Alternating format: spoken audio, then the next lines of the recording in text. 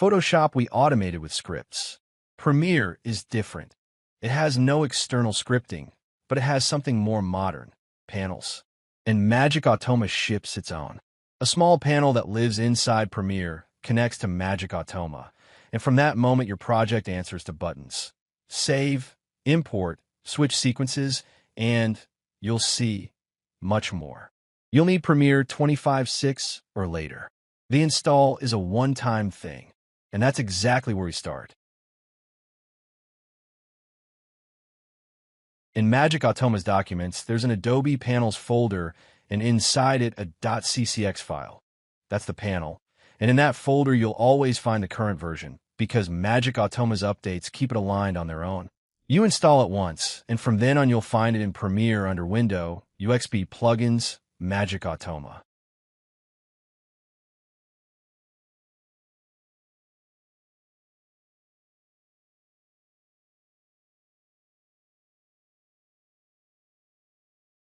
There it is, minimal, a status dot and a log.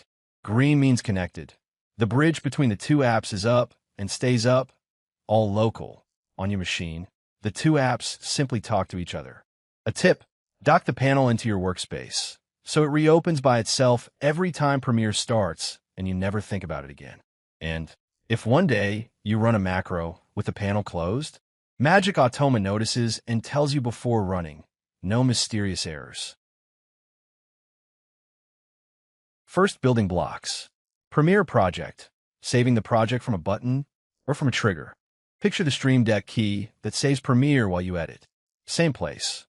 Open a project from a file, save as, or ask for its info. Name and path go to the log, handy in bigger macros. Then Premiere sequence. Set active brings the sequence you want to the front by name. If you work with the edit sequence, the social cut, and the clean client version, 3 buttons move you between the 3 without hunting through the project. And Get Active tells you where you are.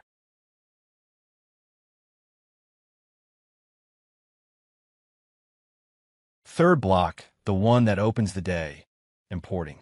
Premiere Import Media takes a list of files, one per line, and brings them into the active project. The classic case, dailies. Every morning the camera files land in the same folder.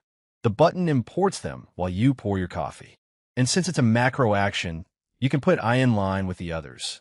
Open the project, import the files, activate the sequence. One button, and the session is ready.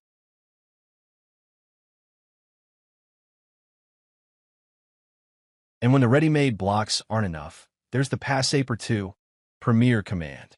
You write or paste JavaScript code, and the panel runs it inside Premiere with the official API. In the form, the Pro variable is already there for you. It's Premiere, all of it: projects, sequences, markers, exports. The macro from the package does something no single button does. It takes the project's first clip, builds a new sequence around it, and makes it active.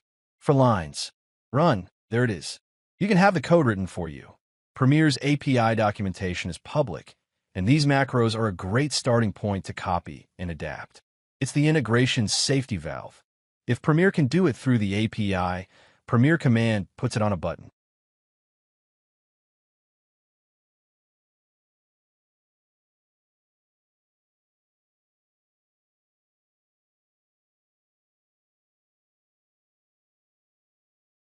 To recap, you install the panel once, dock in the workspace, and Premiere stays listening. From there, Premiere project to open and save, Premiere sequence to move between sequences, import media for files, and Premiere command for everything the API can do.